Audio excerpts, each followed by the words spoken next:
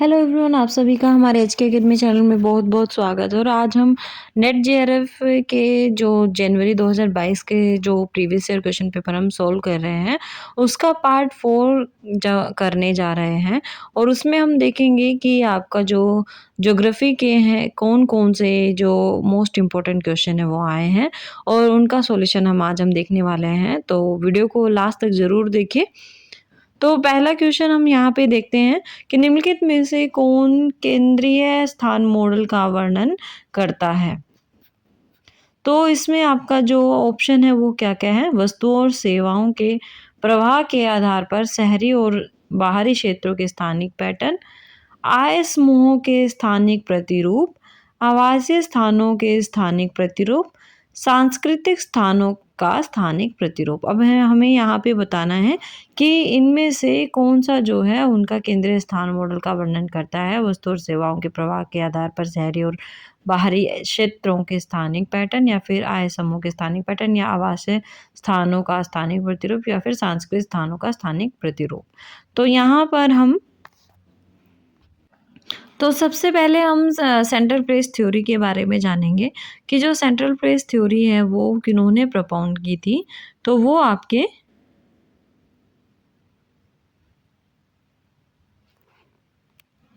क्रिस्टालर महोदय द्वारा प्रतिपादित की जाती है। ये क्रिस्टालर महोदय ने जो सेंट्रल प्लेस थ्योरी है वो सबसे पहले दी थी। तो उन्होंने अपनी थ्योरी कब दी? उन्होंने अपनी थ्योरी 1933 में 1933 में इसको प्रतिपादित किया।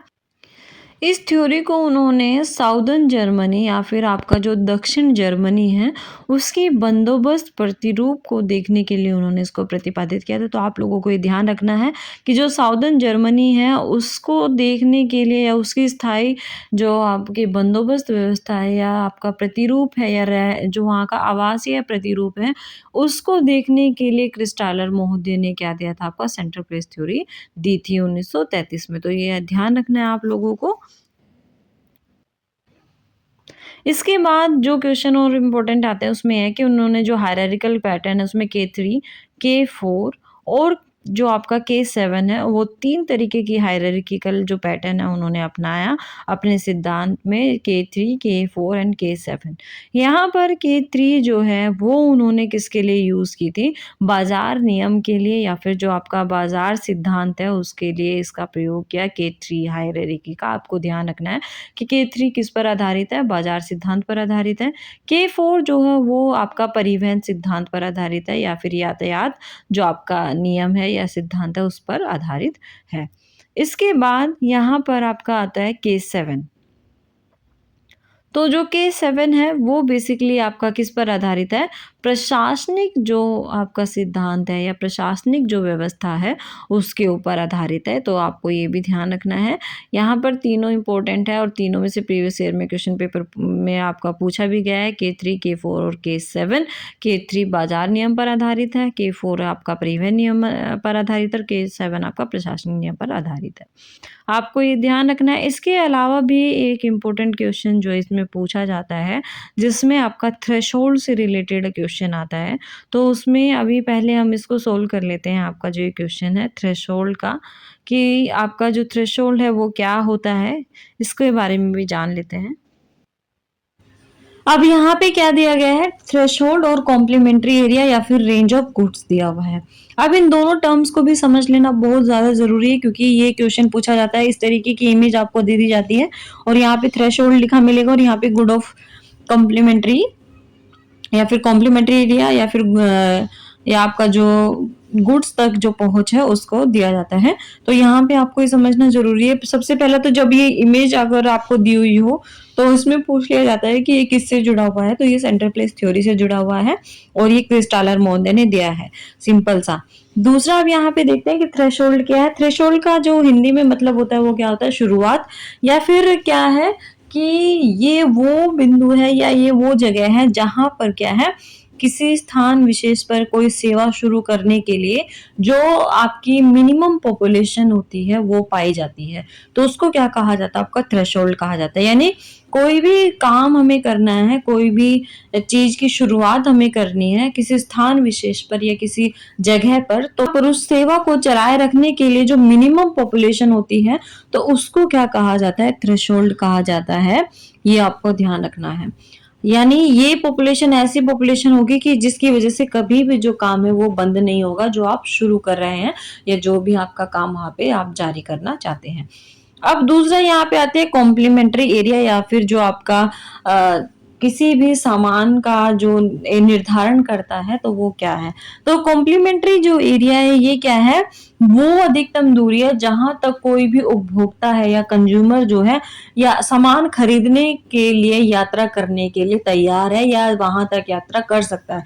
यानी इस एरिया तक, ये सिटी सेंटर से लेके आपके इस एरिया तक कोई भी जो आदमी है वो क्या है, कोई भी चीज परचेज करने के लिए जा सकता है, तो इसको क्या कहा जाता है? कॉम्प्लीमेंट्री एरिया कहा जाता है। ये आप लोगों को ध्यान रखना है। तो यहाँ से क्वेश्चन बनते हैं आपके सेंट्रल प्लेस थ्योरी में कि किसने दी थी है? आपके क्रिस्टालर मोदे ने दी थी 1933 में, और दक्षिणी जर्मनी के बंदोबस्त प्रतिरूप को देखने के लिए या फिर वहां का सेटलमेंट पैटर्न देखने के लिए उन्होंने इसका यूज किया था, और के हायरार्किकल फॉर्म में इसको लिया था। K3 में बाजार नियम पर आधारित था, जो K4 जो था वो यातायात नियम पर आधारित था, और K7 जो था वो आपका प्रशासनिक नियम पर आधारित था। अब चलते हैं हमारे नेक्स्ट क्वेश्चन पे कि नेक्स्ट क्वेश्चन क्या है। तो नेक्स्ट क्वेश्चन में क्या है कि निम्नलिखित में से कौन सी वनस्पति प्रजाति उष्णकटिबंधीय कांटेदार वनों से संबंधित नहीं है? इसमें आपको बताना है कि इनमें से कौन सी जो प्रजाति है उष्णकटिबंधीय कांटेदार प्रकार की नहीं है। अब सबसे पहले तो उष्णकटिबंधीय का मतलब क्या है कि क्लाइमेट कैसा है वहां पे? गर्म है। दूसरा, कांटेदार वनस्पति पूछा है तो इसका मतलब क्या है? वो किससे जुड़ी हुई है? आपकी रेगिस्तानी एरिया से जुड़ी हुई है। और रेगिस्तानी एरिया की क्या विशेषताएं होती है पेड़ों की? कि वहां पे जो पेड़ होते हैं वो कांटेदार मिलेंगे, वहां के जो है झाड़ियों मिलेंगी, या फिर वहां पे जो श्रब्स एरिया है वो मिलेगा, जैसे आपके खैर, बबूल, कीकर, इस तरीके के पेड़ वहां पे मिलेंगे। तो अब यहाँ पे देखिए, यहाँ पे क्या क्या दिया हुआ है आपको ऑप्शन में? निर्मली, खेजड़ा, तेंदू, हल्दू और बबूल, इनमें से कौन से मिलते हैं? तो इनमें से मिलते कौन कौन से? पहले देख लो, खेजड़ी का वृक्ष बहुत इंपॉर्टेंट है जो आपके रेगिस्तानी एरिया में मिलता है। और आप लोगों ने अगर कभी देखा हो, अगर कोई राजस्थान में गया हो, तो वहां पे देखोगे कि जो खेत होते हैं उनके चारों ओर खेजड़ी के वृक्ष लगाए जाते हैं ताकि वहां पे सॉइल इरोजन कम हो। तो काफी इंपॉर्टेंट है ये, जो रेगिस्तानी में मिलता है। उसके बाद जो पेड़ है ये भी आपका रेगिस्तानी एरिया में पाया जाता है। और बबूल भी जो है वो भी आपका किस में पाया जाता है? आपके जो उष्णकटिबंधीय जो कांटेदार वन है उसमें पाया जाता है। लेकिन जो नहीं पाए जाते वो कौन कौन से हैं? आपके दो ही बचते हैं इसमें।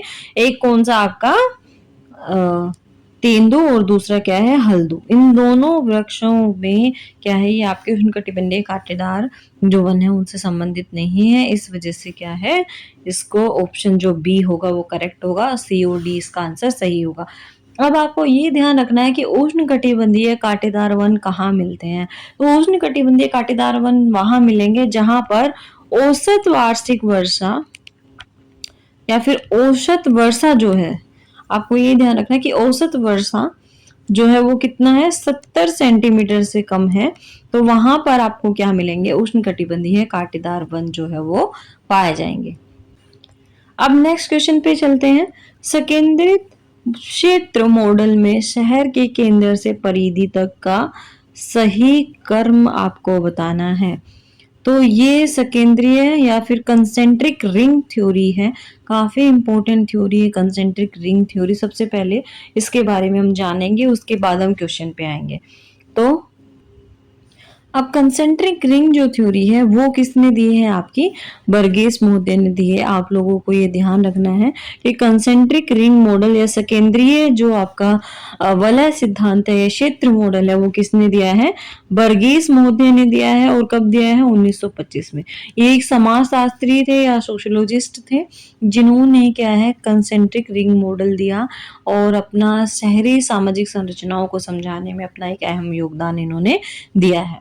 और ये जो मॉडल है इसमें उन्होंने क्या करा है, 5 कैटेगरी में शहर को बांटा है अलग-अलग तरीके से।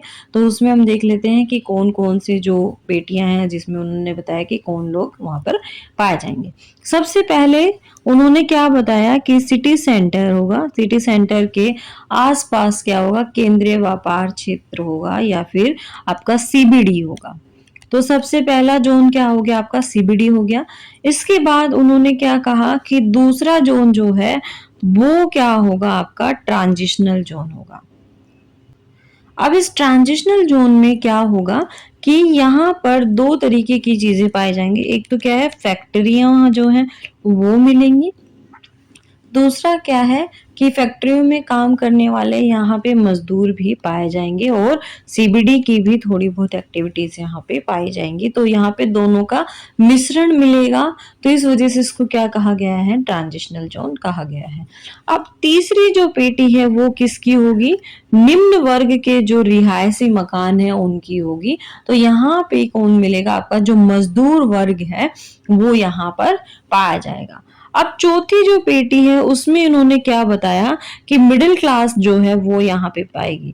यानी पहले क्या आएगी, लो क्लास रेजिडेंशियल जोन मिलेंगे, फिर मिडिल क्लास रेजिडेंशियल जोन मिलेंगे, और जो पांचवी पेटी आपकी होगी उसमें क्या मिलेगा, हाई क्लास जो आपका रेजिडेंशियल जोन है वो पाए जाएंगे।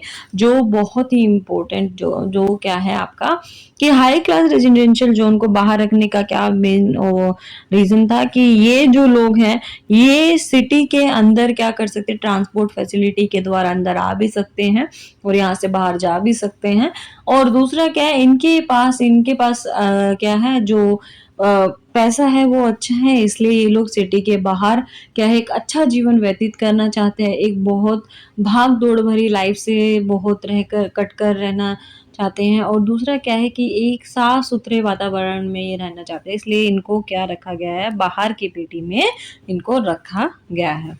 तो ये थे आपके जो ट्रांजिशनल जोन है, जो आपके जो वर्गेश महोदय हैं उन्होंने बताया। तो आप लोगों को ये ध्यान रखना है कि किस किस तरीके से उन्होंने इसको बांटा है। तो सबसे पहले उन्होंने सीबीडी रखा है, उसके बाद ट्रांजिशनल जोन, तीसरे में फिर लो रेजिडेंशियल जोन, चौथे में मिडिल क्लास रेजिडेंशियल जोन और पांचवे में हाई क्लास रेजिडेंशियल जोन या फिर कम्यूटर जोन रखा है।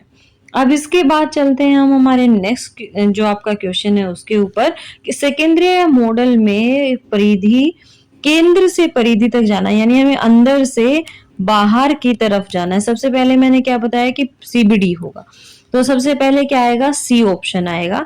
उसके बाद सीबीडी के बाद क्या आएगा, आपका जो दूसरा जो होगा वो क्या होगा, थोक बिक्री लघु विनिर्माण उद्योग होंगे। तो आपका बी आएगा सी के बाद।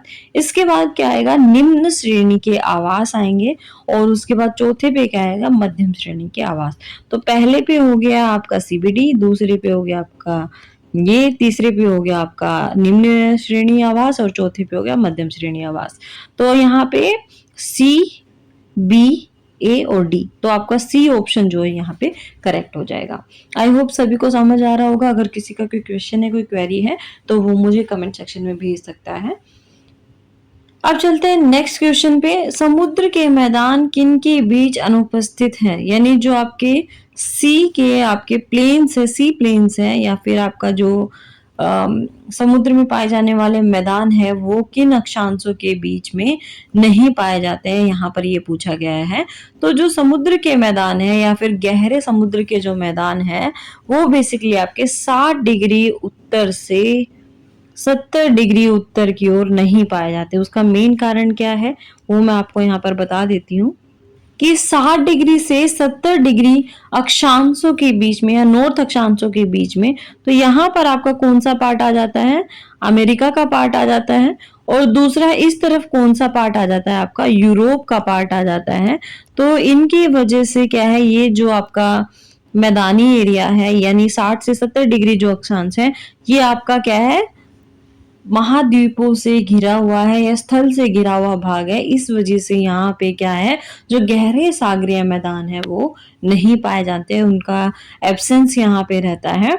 तो इसका जो सही आंसर क्या होगा, 60 से 70 डिग्री नॉर्थ जो लैटिट्यूड है वो होगा। उसका मेन कारण क्या है कि वहाँ पर आपका जो यूरेशियाई और जो उत्तरी अमेरिका महाद्वीप है, उनके जो समतल क्षेत्र है या उनका जो लैंड पार्ट है उससे ज़्यादा घिरा हुआ है। इस वजह से यहाँ पे जो महासागरीय मैदान है वो ज़्यादा नहीं पाए जाते हैं।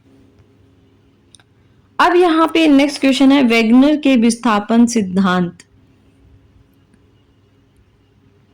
मुख्य रूप से निम्नलिखित में से किसकी व्याख्या करने के लिए प्रतिपादित की गई थी। अब वैगनर ने जो अपना सिद्धांत दिया था उसमें किसका वर्णन करने के लिए इन्होंने इसका प्रयोग किया था। तो हिमयुग और हिमनद संचलन के लिए क्या था, तटों और हिमनदों की भूवैज्ञानिक समानताएं, भू आकृति और महासागरीय तलों का वितरण, और फिर क्या है में प्रमुख जलवायु परिवर्तन। अब इन्होंने किस किस के लिए इसका प्रयोग किया था। सबसे पहले हिमयुग और हिमनद का संचलन के लिए प्रयोग नहीं किया था, तो यहाँ पर जो आपका ये जो है ये कट जाएगा। दूसरा जो है क्या है, उन्होंने भू आकृति और महासागरीय तलों का वितरण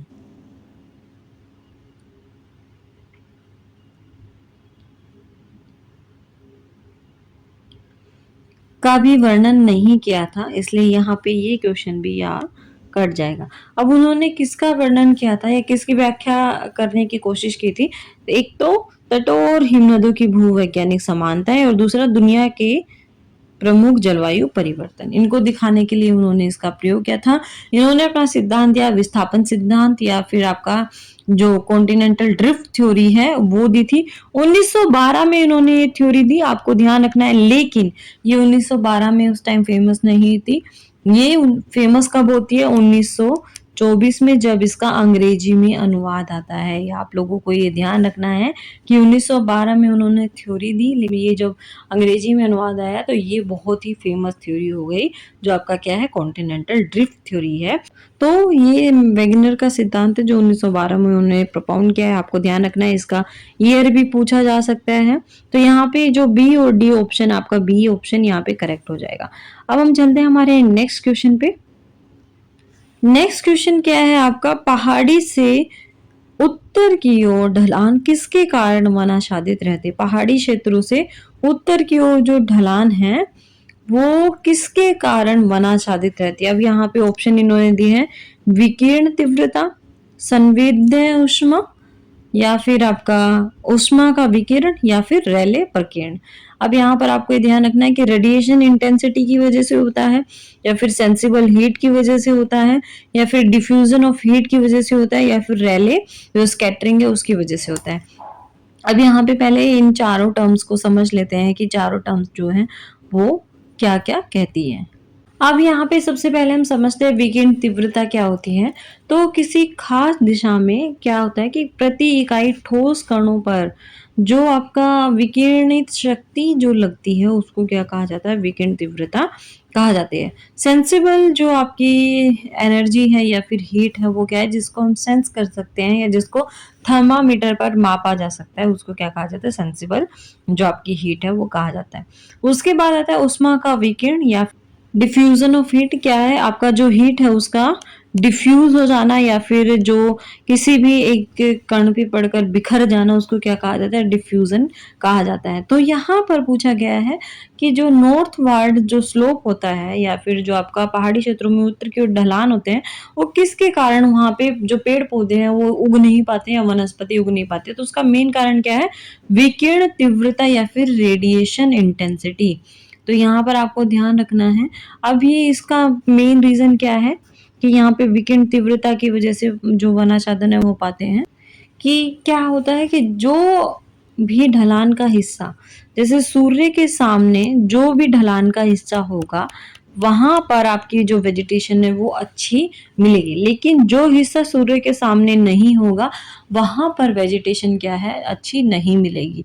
तो ये एक मेन रीजन है कि आपका जो नॉर्थ जो आपका उत्तर की ओर ढलान है पहाड़ी क्षेत्रों में, वहां पर जो वनाच्छादित जो क्षेत्र है वो मिलते हैं।